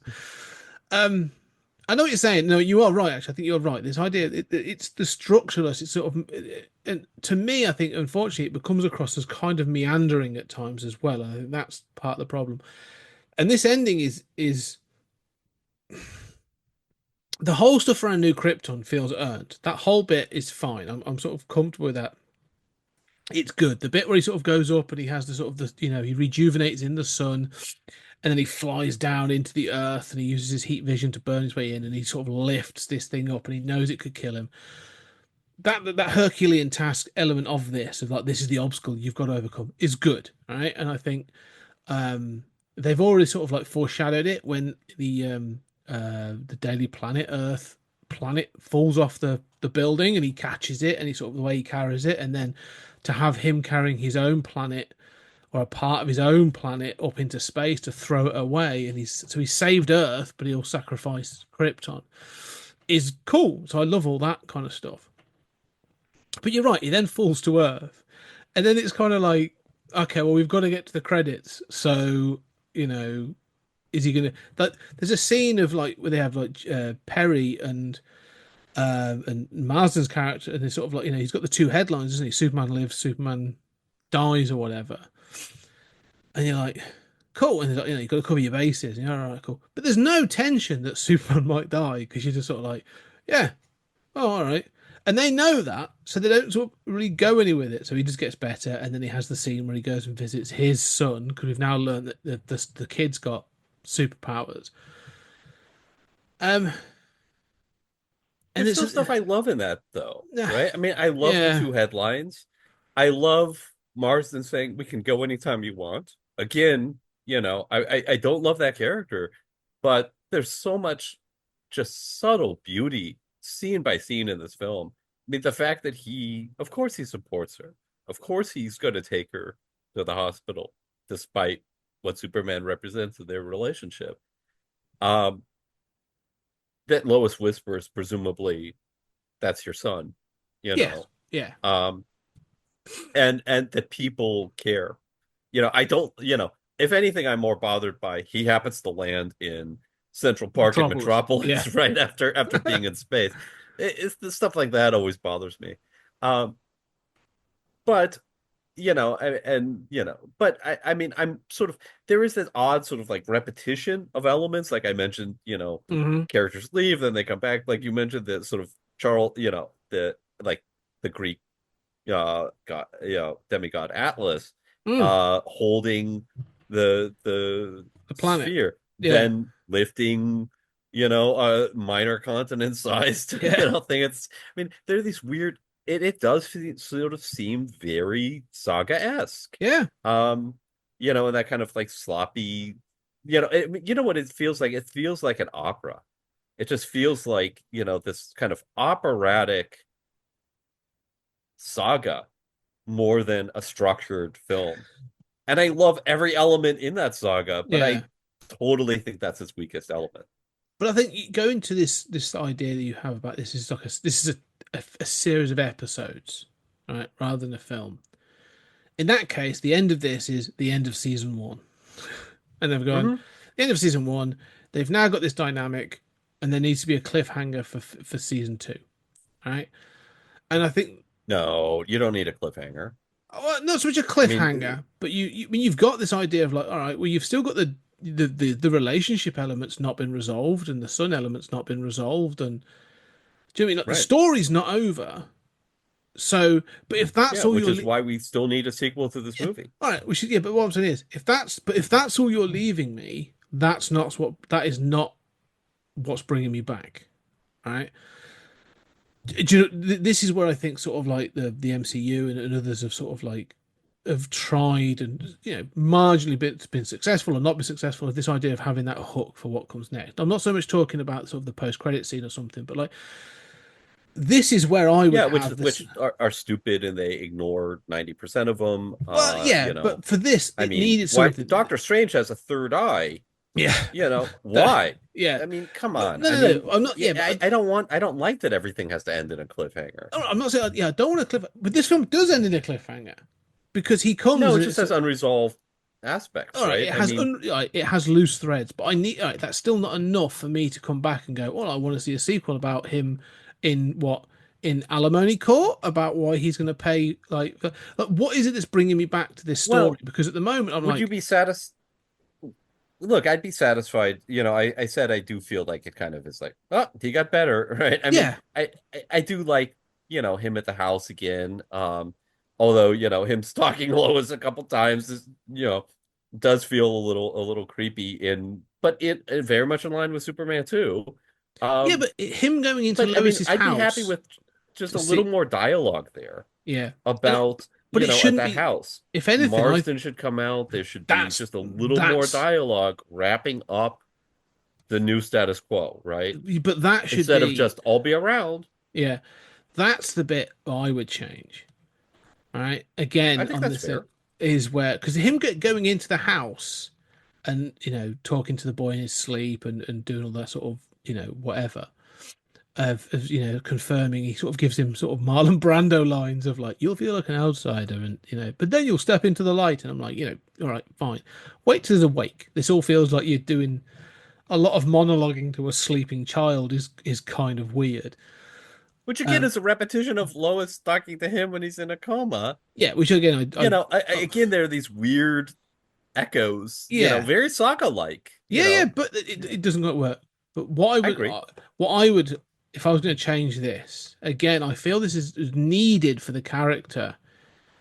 Of the Marsden character should be something. I would have Lois at the bedroom door. She sees him and acknowledges it, and have that have that not so much confrontation, but that acknowledgement there in the bedroom. He goes out the window, and it's Marsden's character that stood on the lawn. and they just sort of look at each other, Mm. and there's a kind of like, you say he's a good guy, but I'm still like, you've just broken into my house. Yeah, right. There should be more of an acknowledgement of that. Yeah, and that's Like, what I'd have. you think the rules don't apply to you, right? That's Everyone it. thinks Superman is a good guy, and he is, but I almost want to have you're that sense. trespassing. I almost want to have that sense of, you know, this whole thing with Luthor, that Luthor's like, he's an alien and he doesn't want to share his technology. It's all very selfish with Luthor, right? It's all about what is it that Superman should be sharing with us? What can I gain from Kryptonian technology, right? It's about selfishness and jealousy, isn't it? That's what this Luthor is about, yeah? I almost want to see and again, you could update this to now to this kind of thing. There could almost be that sense. I want to have that sense of with Marsden, he's a good guy, but you're kind of starting to push the limit of what I'm willing to tolerate. Do you know what I mean? Where I'm like, I've put, I've supported Lois, I've done this. Now you're going into my house, and I'm kind of, not I don't want to find that, but I don't know. I just feel like there should be something there that should be the end of the film to me. Well, I mean, this is the point where, he could say some of those things that you said he should say, Yeah, if he hasn't earlier. And I agree that that would make a better movie. I think that another thing that sort of frustrates me about this movie, although I love it, I think it is the best Superman movie ever made. I think I really do. mm, I think it's really only one that can possibly hold a candle to it. But I think one has problems that go under acknowledged. This has problems that go over acknowledged. acknowledged to an order of magnitude greater than they really are. Yeah, But I think that, this could be the moment at the end where it resolves some of this. I think that one of the problems of this is that because it's in this loose continuity with the first two, it doesn't really address, or the first four, but really the first two, it doesn't really address, does Lois remember having had sex with Superman? She yeah. seems to, when, in a few lines that kind of suggest she knew Superman biblically. But does she remember? Does she really know for sure who, Jason's father is? Does Marston's character know? Um, you know, there's some things like that with kind of the timeline that it wants to keep vague. And I think that is you understand why it does it, but it's also kind of to its detriment, and not wrapping up those elements, not maybe being a little more specific earlier on, and then being able to wrap them up here. Marston could say, I've known for 5 years this might not be my kid. Yeah. But I've been there, and Lois is an amazing person, and Jason's an amazing kid. And, I've been proud and honored to support both of them. But I'd appreciate it if you didn't sneak into my home anymore. Yes. Yeah, exactly. Yeah. I've been there for them, as you say. And it doesn't need to be, yeah. I mean, I just feel like at the end of this movie, you kind of want to know what the new status quo is, at least to build a sequel on. And it's sort of like, it's left okay, we hanging a little know bit. that Lois knows, we know Superman knows, we know Jason kind of knows, but does he? Yeah. Does Marsden's character know? Are they still gonna get married? I mean, it kind of fizzles out. That's the presumably. point. It kind of just sort of, they say, it kind of just sort of goes, we've had the climax, and we've got, and then it's this thing about existing again. Like the ending exists, but it doesn't seem to serve any real purpose. For me, I watch it and I'm like, all right, its cool. purpose is to be beautiful. Yeah, so what? Like I'm beautiful, Well, but I mean, no, but it's like beauty is its own reward. Yeah, but not. No. In a scene halfway through, you can do a scene that is just beautiful. If you're tying up a film, it needs to have a purpose. Like otherwise your narrative is flawed. I'm sorry, that's just not enough I to go. agree. I agree. It kind of just is. He gets better, and Yeah, yeah, we'll have a scene with a kid. I mean, I think part of my problem is that dialogue is just repeated. Like the father becomes the son, the son becomes. yeah, yeah, Yeah. Well, I mean, that sort of there's a lot of very suggestive poetic dialogue that sort of suggests he's aware of his having made a mistake and his own limitations and of the limitations of his father. And he talks about seeing his son's life and looking forward to his son growing up and his son being able to look on his life and judge it. So there's a little bit there, but it's not direct in any way. It sort of leaves you wondering. And well, then if his you, ending line to the two of them is just kind of see you around. yeah, It's even kind of unclear, like he flies out the window. Why are the parents on the front lawn waiting for him, yeah, not surprised that he's still hanging around? I mean, it's just kind of awkward. it is, And I yeah, agree with awkward, those yeah, criticisms. yeah, yeah. I gotta bounce. Yeah, like I'll have them at the weekends, that kind of stuff. Like I was gonna, if you really wanted to have that thing and have, um, Superman, repeat the lines of Jor-El, like cool, that's do a little bit of that.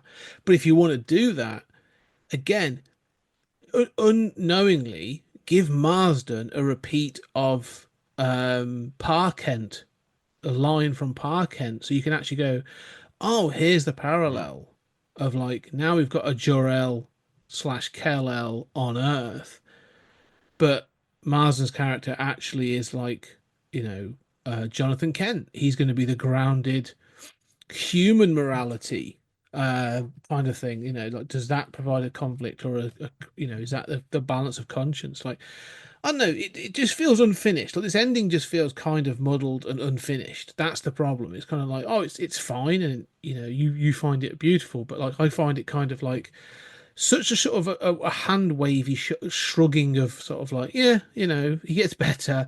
There's this scene, da da da, and I'm out. It Like kind of knows Superman that it outs. needs a wrap up, but it doesn't really know what to do, and it doesn't No. want to nail these things down. Is part of the problem. I mean, even if he just said, "I know I didn't say goodbye, but I'll be there if he has questions about his powers. Mm. I'm not going to, try to interrupt your relationship, and you're both heroes. Thank you for saving my life. Um, you know, I'll be around, but I will be there in some capacity, if he Yeah. has questions. I mean, there's a lot and I think these are hard things to nail down, right? Nailing them down would make for a better movie ultimately, Yeah. because you'd nail a few things down earlier too that would set it up. Um, and it would feel less amorphous in terms of who knows what, and um, clearly they didn't want to do that. To the You detriment know, of the film, which is the problem. I do think so, but again, I think it's a sort of minor criticism. Yeah. Um, I mean, like, yeah, there's these things that are working and these things that aren't, in that scene. But I think overall, to me, I think I still move towards Superman the movie. I do think this film is underrated.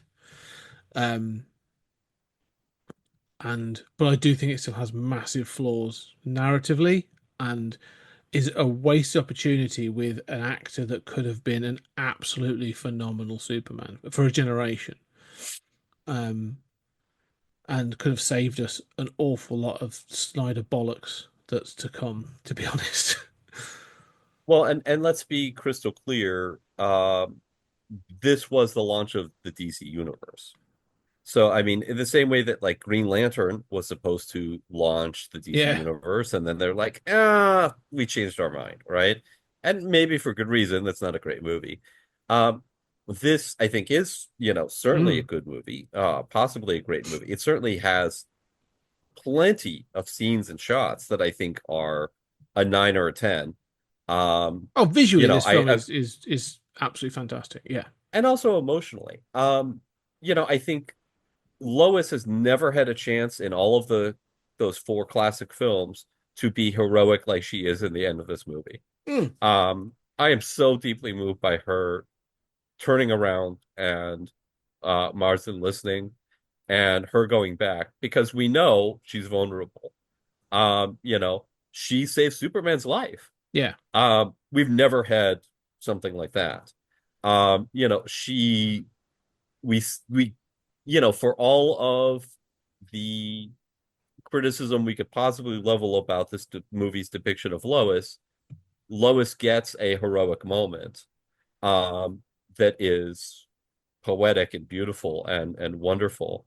Um, I also think I have to say that the whole redux of the flight scene with Superman and Lois is in my short list of favorite scenes in all of movie history from Superman Returns. Mm. I think it's better than the original.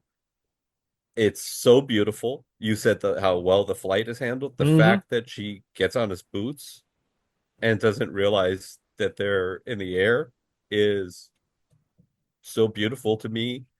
Um, And she doesn't sing once.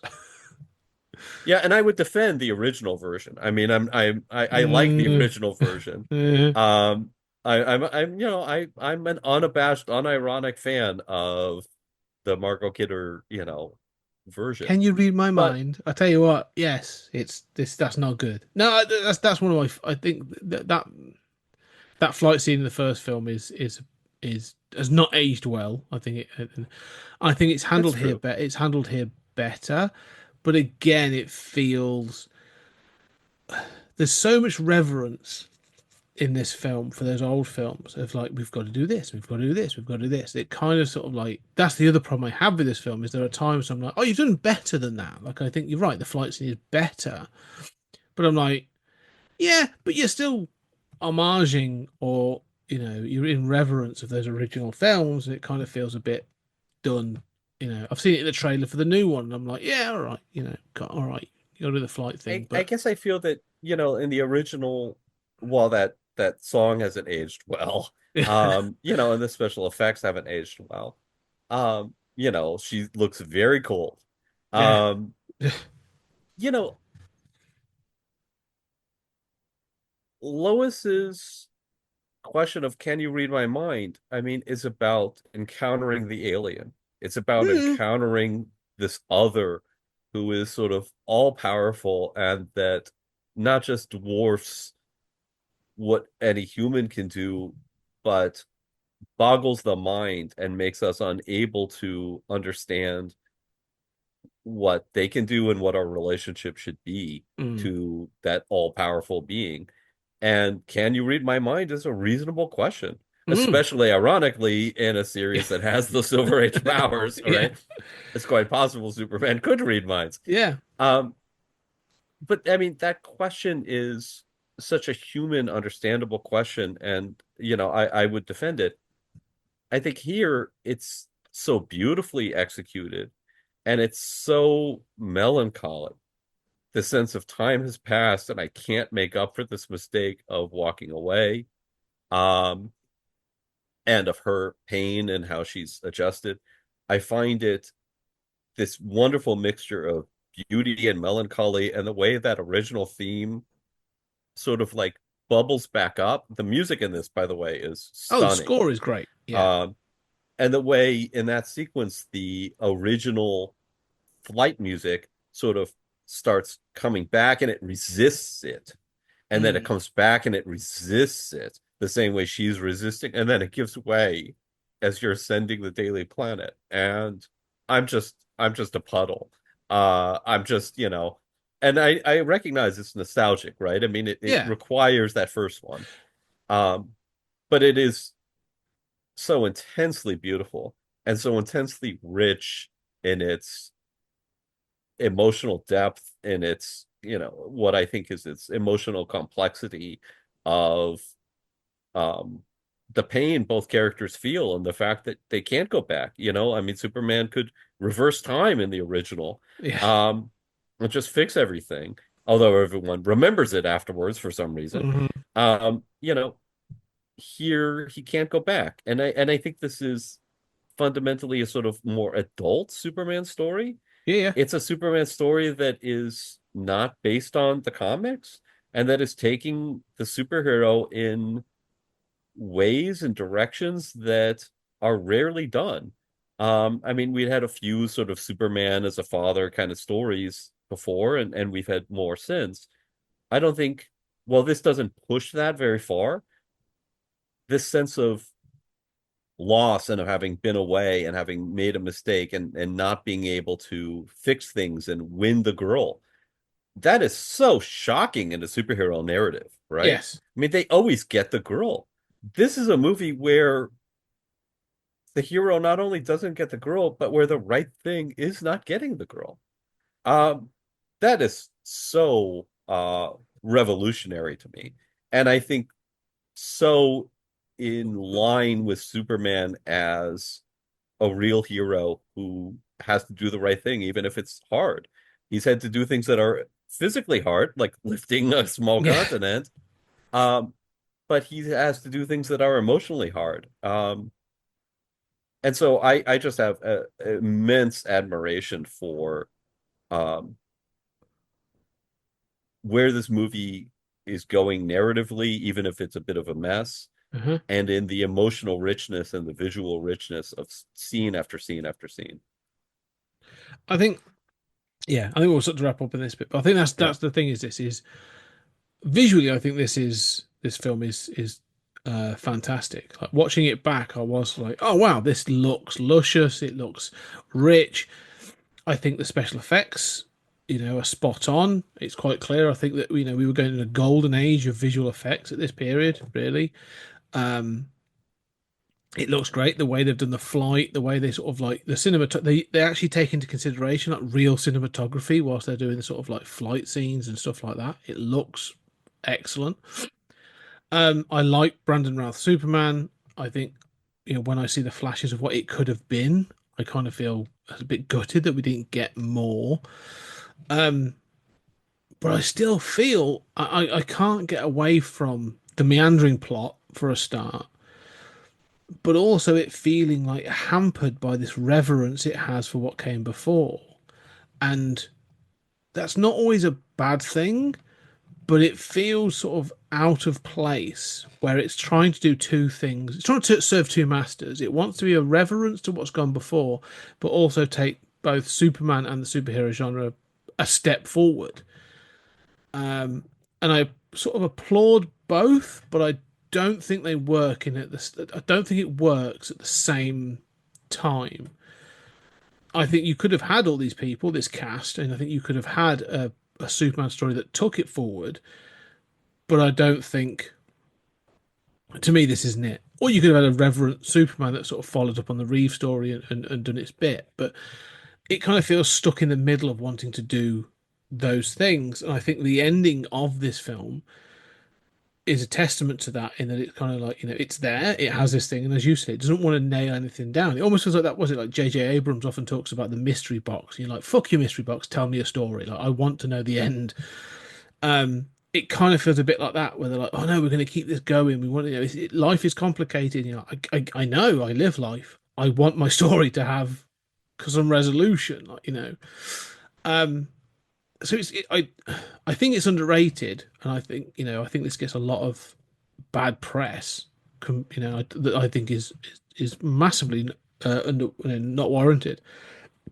But I can see why when this came out and hit screens, that audiences were confused, put off by it, and that kind of thing, where they were like, kids were a bit like, I don't get these references, or I don't understand this character. This is 2006. There were kids that are reading Superman and going like, this isn't the Superman I'm seeing in the comics. This isn't matching my.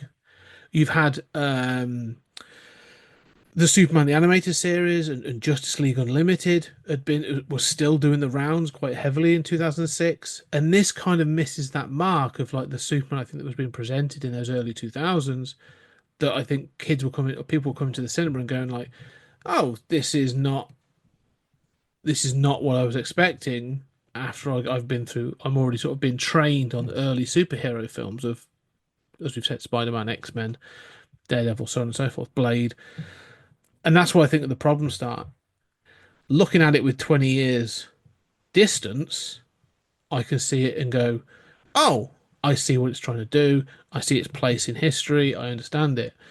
But when you're closer to it in 2006, I can completely see why this struggled. Yeah, I can't. I do see all those things you're saying. Um, but I also think that like the whole experience on X-Men is so key here because the whole idea of doing X-Men was the first X-Men proves is a proof of concept basically. Yeah, It introduces these characters and it proves you can do it in live action, right? And then you get the budget and having introduced the characters to do X2 and even though I like X-Men 1 better than X2, I mean at least that's the model, right? yeah, The point of this is to reintroduce Superman, and in retrospect, this should have been the beginning of, a DC universe that was continuing out of the Chris Reeves movies and introducing other characters, and we would have gotten more Brandon Routh stuff, and this would have been the sort of like slightly messy version of, the Superman reintroduction that holds its own in the way that, Batman Returns holds its own as mm, like a weird and fascinating chapter. But, so I mean, that was what this was intended to do. And, I don't for the life of me understand why, as much as I don't think Man of Steel is a disaster. I don't for the life of me understand why they couldn't have continued this instead of rebooting it. Um, this did do fine. It did yeah. almost as well as Batman Begins. Batman Begins was not a Titanic hit. It was Dark Knight that was the Titanic hit. Um, yeah, I mean, so I agree with you. Superman Returns represents to me a lost possibility No, I agree with that. of where this should have gone. The lost possibility, I think, is where my head is at. Where I'm like, I would have been interested to see how they followed this up and they've evolved characters, and again maybe distance themselves a little bit from that reverence in order to sort of progress it. Would have been interesting. The one thing I would say that slightly differs this from Batman Begins, whilst the box office would be probably around the same ish, the critical You mean response. Batman Begins? Yeah, Batman Begins, sorry, right. yeah, Yeah. the difference, the box office probably similar-ish, but the critical response to one and the other were very, very different. Well, the critical response uh, was relatively good to this. I mean, especially this came out around the time as X-Men: The Last Stand, Yeah, and same year. and Spider-Man 3 was like the next year or so. I mean, this is right around where those other big franchises are kind of faltering, and this was while not admired the way Batman Begins was, you're right about that critical difference. This, had sort of mixed reviews, but I mean, it was sort of seen as the more poetic, more mature, more, artsy superhero movie, while these other franchises were faltering. Um, so, and this is, of course, we haven't had the sort of Dark Knight No, change everything. Um, but yeah, I mean, it's strange that they went another way, and this deserves in a parallel universe, this would be remembered as the sort of like clunky reintroduction of Superman, that's got a lot of stuff going for it, but kind of has this meandering, weird kind of script. But check out this whole yeah. universe of great stuff that came out of it. If And that's not what happened. as a final point, if they obviously did the comic, Batman '89, and they did a continuation in the comics of, and they've done novels now, and they did a comic series, Superman '78. If DC were like, we're going to do that, we're going to sort of play around with that a bit more. We're going to do Superman '06, and we are going to do a comic, whether it be Singer or whoever wrote this kind of thing, and let them do their follow up. Would you be interested in a 6 to 12 issue series for that sure. did the?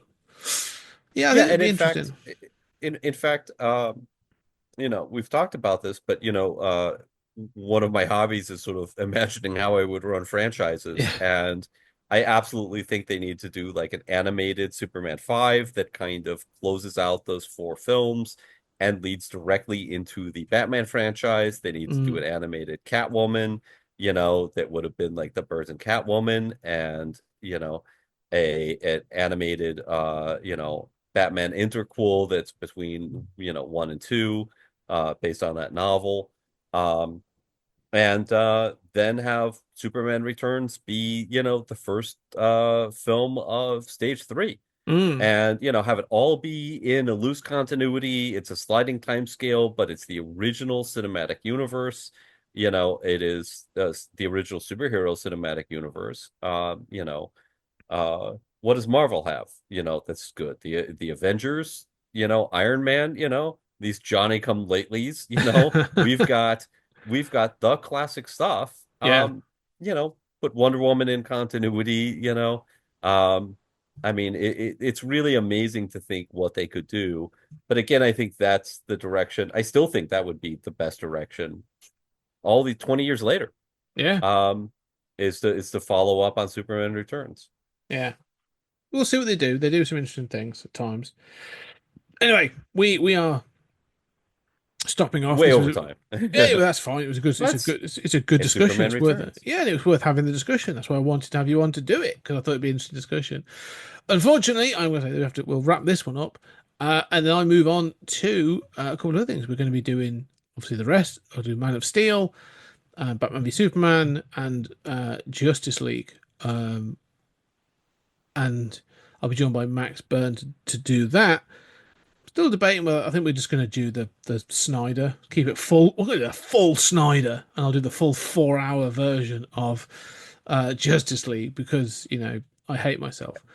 Are you doing Batman v Superman, the court Yeah, case, and you're that's doing the right. extended version? Yes, we'll do the extended version of that. Where the Kramer versus Kramer version of Batman v Superman. And I'm going to throw in 2 other things just to for fun. We are going to be doing the Super/Man documentary that looks back at Christopher Reeve, and I think it's only really worth doing is I'm going to do an animated Superman film as well because I think the DC animated contributions have been good. So I'll probably see which one I do. I don't know yet, but there are a couple. It seems probably worth acknowledging things like the animated Superman series or Justice League Unlimited because there's some really good episodes there. But we shall see. But for now, anyway, ladies and gentlemen, please check out Sister Podcast where Julie and I do a lot more talking about things. Stories Out of Time and Space where we do science fiction films. We've done a whole bunch of things. So go check that out. All kinds of things we've done. More recently, we've done Mad Max and Apocalypse stories, and we've done Star Trek and Star Wars and lots and lots of actual proper good science fiction films as well. And more and more to come on that. And lots of Twilight Zone as well. And also go check out the rest of the episodes on this, and go check out the Patreon because there's lots of stuff on the Patreon with Julian and I doing stuff, or me doing stuff, and other bits and pieces. So go check out the Patreon. Tons of stuff on there. Yeah, loads of stuff. And links are always down below, so go check it. But for now, Julian, thank you very much for joining me to talk Superman. Thanks for having me on. It's a real pleasure, and I really appreciate being able to talk about Superman Returns. Yeah, and I agree with a lot of your points. But yeah, I may not return to it for some time, but it's still a good watch. But for now, ladies and As gentlemen, usual, we're watching the same movie. That's what I love about talking. Yeah. It's an amazingly reason-based discussion where we've watched the same movie and we're talking objectively about what we're seeing. Yeah. And you're making excellent points, and I agree with them, even if they're not as troubling to me as they are to you. It's a joy to talk with you. And thank you everyone for listening. Yeah, no, that's it. Go check out for more reasoned conversations. That's it. Go check out Stories Out of Time and Space. I promise you they're excellent. Anyway, for now, ladies and gentlemen, thank you very much, and we shall see you on the next episode.